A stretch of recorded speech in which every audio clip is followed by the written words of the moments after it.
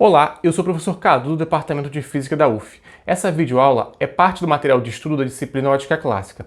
Os demais conteúdos, as atividades e as avaliações estão disponíveis no nosso Google Classroom. Bom, vamos iniciar aqui a segunda parte do nosso curso de ótica. Após passarmos pelo estudo da ótica geométrica, em que nós podemos descrever a propagação da luz através de meios óticos ou de sistemas óticos, utilizando as três leis básicas da ótica geométrica e também o princípio de Fermat, a gente vai iniciar aqui agora o estudo da ótica ondulatória, na qual vai habilitar a gente a explicar efeitos como a interferência e a difração. Efeitos esses que eram muito difíceis de serem explicados por meio da ótica geométrica. A ótica ondulatória, também conhecida como ótica física, é baseada nas leis do eletromagnetismo, que foram estabelecidas em meados do século XIX. O caminho para o estabelecimento da ótica ondulatória é um caminho tortuoso, que passa pela unificação das leis do eletromagnetismo, coisa que começou lá com o experimento do Christian Ørsted, que verificou que a passagem da corrente elétrica num circuito, num fio, gera um campo magnético ao seu redor, né? O Ørsted fez isso ao colocar uma bússola próxima a um circuito que funcionava. Então, sempre que ele ligava o circuito, ele verificava a deflexão da agulha da bússola, indicando a presença ou o surgimento de um campo magnético. Esse resultado do Ørsted foi muito importante, né? Pela primeira vez na história, se viu que existia uma relação entre eletricidade e magnetismo. Até então, duas áreas totalmente separadas do conhecimento. Esse experimento do Ørsted abriu portas para que outros cientistas desenvolvessem a teoria eletromagnética, e coisa que culminou nas equações de Maxwell, que descreve a luz como sendo uma onda eletromagnética. A invenção do rádio, da telefonia móvel e da internet são apenas alguns dos resultados decorrentes das equações de Maxwell, que unificou eletricidade, magnetismo e a ótica numa mesma teoria. Nas próximas videoaulas, a gente vai aprofundar a descrição da luz como sendo uma onda eletromagnética. Conforme vocês podem ver no meu planejamento, na videoaula de hoje, a gente vai falar basicamente das ondas em diversas situações físicas, basicamente ondas mecânicas. Isso vai ser muito importante para quando a gente for descrever a luz como sendo uma onda. Então é necessário que a gente saiba exatamente como se descreve a propagação de uma onda e quais são as propriedades importantes. Onda numa forma geral. Na próxima videoaula, a gente vai ver ondas eletromagnéticas, ou seja, as equações de Maxwell. A gente vai ver os caminhos básicos que a gente precisa saber para obter as equações de Maxwell, para descrever a propagação da luz em diversas circunstâncias. E por fim, a gente vai falar das propriedades das ondas eletromagnéticas. Vamos falar de polarização, da intensidade da luz, coisas relacionadas ao espectro, frequência, cores. São essas propriedades que nós vamos abordar. No início do nosso curso, uma das primeiras coisas que nós fizemos foi estabelecer os domínios de validades das óticas geométrica e ondulatória, ou seja, quanto que é mais adequado eu usar uma ou a outra, ou seja, a ótica ondulatória ou a ótica geométrica. A gente basicamente viu o que está aí no slide, né? Então, a gente vai usar a ótica geométrica sempre que o comprimento de onda da luz for muito menor do que as dimensões dos objetos que difratam ela. E no caso contrário, a ótica ondulatória, sempre que o comprimento de onda da luz for tipicamente do tamanho do objeto que vai interagir com a luz, a gente vai começar a observar efeitos como a difração e interferência, de forma que a ótica geométrica não é mais adequada. Bom, isso nós discutimos lá no início do nosso curso. De forma a estabelecer sobre a utilização da ótica ondulatória, a gente parte justamente da ideia central, que a luz é uma onda eletromagnética, um resultado decorrente das equações de Maxwell, que nós não vamos aprofundar aqui agora, mas sim na próxima videoaula, e que basicamente, quando falamos de onda eletromagnética, a gente precisa estabelecer e saber descrever o que é uma onda, né? E sempre quando a gente fala de onda, tem alguma coisa relacionada com movimento ondulatório. ou movimento periódico, né? Alguma coisa que oscila e que, ao mesmo tempo que ele oscila, ele se desloca. Bom, basicamente uma onda é isso, e a gente vai estabelecer aqui agora, né? Então, como exemplo, vamos partir aqui de sistemas periódicos. Um sistema talvez mais comum para a gente seja o famoso sistema massa-mola, que é basicamente uma mola ligada a uma massa que fica oscilando em torno de um certo ponto. Como característica desse sistema, esse sistema ele tem um período de oscilação, ou seja, a massa ela gasta um tempo, e esse tempo ele é um tempo fixo, né? Que sempre vai e volta para o mesmo lugar, o mesmo intervalo de tempo. Ou seja, ele é um sistema que tem um movimento periódico. Outro exemplo de um sistema periódico é um pêndulo, né? Você larga um pêndulo de uma posição, ele vai e volta, sempre ele vai gastar o mesmo tempo, né, entre um ponto e o outro, ou seja, entre ele ir, voltar e terminar no mesmo ponto. De forma macroscópica, ou seja, bem grande e muito comum para a gente também, é o movimento da Terra em torno do Sol, por exemplo. É um movimento periódico. Uma vez por ano, a Terra volta para o mesmo lugar que estava.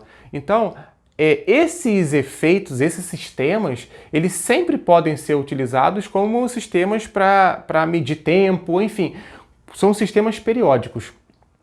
E a gente, para descrever esse tipo de movimento, né, como a gente naturalmente já viu, basicamente a gente precisa saber quais são os parâmetros do sistema. Então, por exemplo, o sistema massa-mola, os parâmetros são a constante da mola, se a mola é mais dura ou mais macia, né, para você distendê-la, e a massa do objeto que está oscilando. Um pêndulo, os parâmetros são o comprimento do fio e basicamente a massa do pêndulo que está ali pendulando. E, bom, se eu for considerar o sistema Terra-Sol, eu vou ter os parâmetros a massa da Terra, a massa do Sol e a distância entre eles. Também são parâmetros. Se eu souber esses parâmetros, usando as leis de Newton, por exemplo, eu consigo descrever e descobrir teoricamente quanto que vale os períodos de cada um desses sistemas. Olhando com mais detalhes o sistema massa-mola ilustrado no slide, a gente vê que ele tem uma amplitude de oscilação. Isso quer dizer que se eu pego o sistema massa-mola, ele está em equilíbrio, está nessa posição, vou chamar aqui de posição x igual a zero. Se eu desloco um x-max e abandono, ele vai ficar oscilando entre x-max, menos x-max, mais x-max, menos x-max. A gente sabe que se você vai representar esse movimento por meio de uma equação, acaba sendo uma equação harmônica, como está aí na figura, que é uma equação dada por um seno ou um cosseno. No caso, eu escolhi a função seno. E a frequência de oscilação, né, que a gente pode ver, ela basicamente depende dos parâmetros do sistema, de K sobre M. Então, observem, quanto mais rígida é a mola, quanto maior é a constante da mola, mais rápido vai ser a oscilação desse sistema massa-mola. E compensação, quanto maior a massa, menor é a frequência de oscilação, ou seja, mais devagar ele faz o movimento de ida e volta, né, em torno do ponto de equilíbrio. Nessa equação ainda, a gente observa um φ0. Esse φ0 é basicamente a chamada constante de fase. Ela diz basicamente aonde que o seu sistema vai estar em t igual a zero, por exemplo. No caso que eu ilustrei no slide, esse φ0 vale zero, porque no instante t igual a zero, o seno vale zero, ou seja, como vocês podem ver na figura aí, em t igual a zero, lá no meu gráfico, x de t também vale igual a zero. Ou seja, φ0, ou ele é zero, ou ele é algum múltiplo de 2π. Acabamos de estudar aqui movimento periódico, mas movimento periódico não é onda. E aí fica a pergunta, mas o que vem a ser ondas? Bom, se você olha a definição, você vai ver que ondas basicamente é a propagação do movimento oscilatório, ou seja, o movimento periódico, como esse que acabamos de ver. Então você já entende agora por que eu escolhi começar falando do movimento periódico. Porque o que vai acontecer agora, para a gente entender o que vem a ser uma onda, a gente vai pegar esse movimento periódico e vai entender ele se deslocando ao longo do tempo para algum lugar. E basicamente esse movimento em que o movimento periódico se desloca é uma onda. De forma a facilitar a minha explicação num exemplo mais visual, eu vou considerar aqui onda sonora.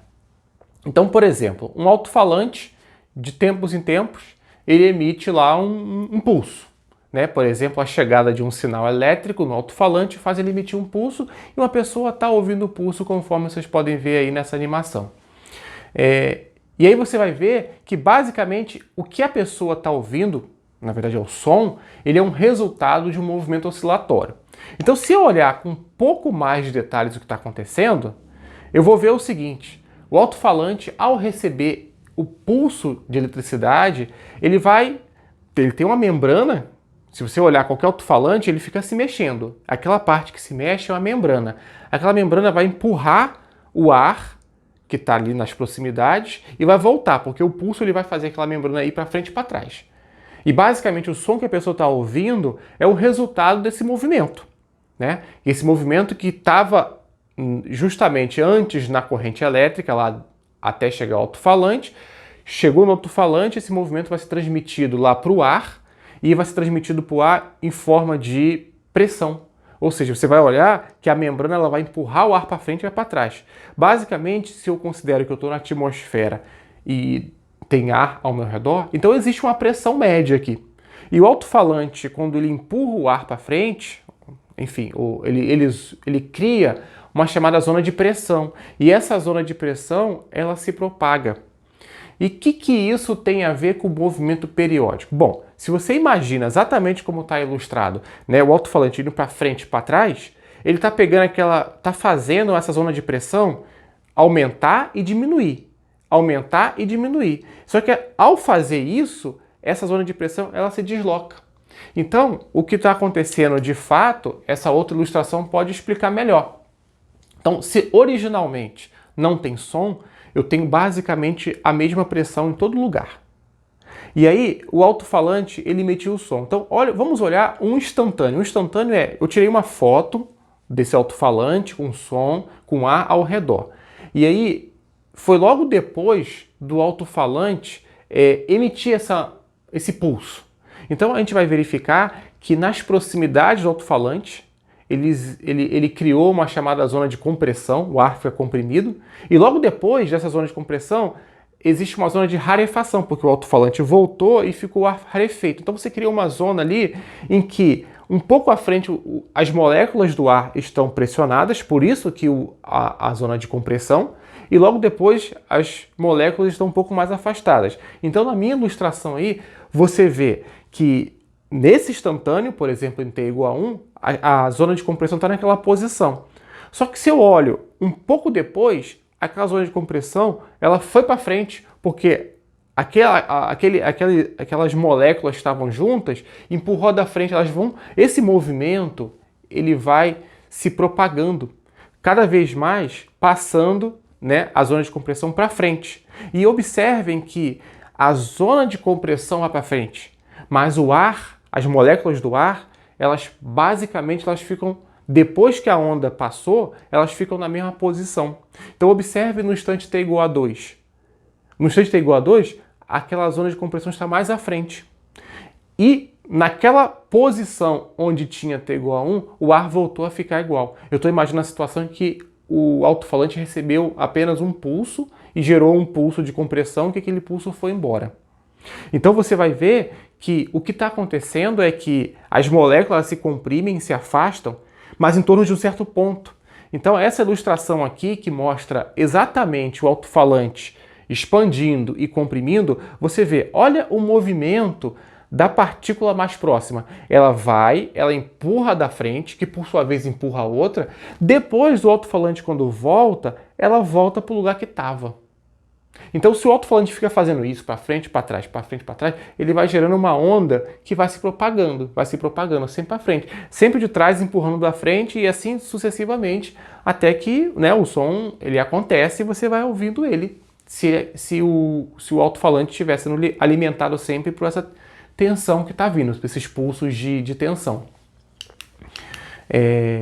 Então, de forma a gente entender um pouco melhor essas características, visto que agora a gente já sabe que basicamente o som é um efeito do movimento periódico de cada uma das moléculas do meio que faz para frente e para trás, O som está passando, as moléculas vão para frente e para trás, mas o que passa é a zona de compressão. É a energia que chegou no alto-falante, ela vai para frente, né, segue na direção da zona de compressão, mas a molécula que estava exatamente próximo do alto-falante, ela vai continuar ali.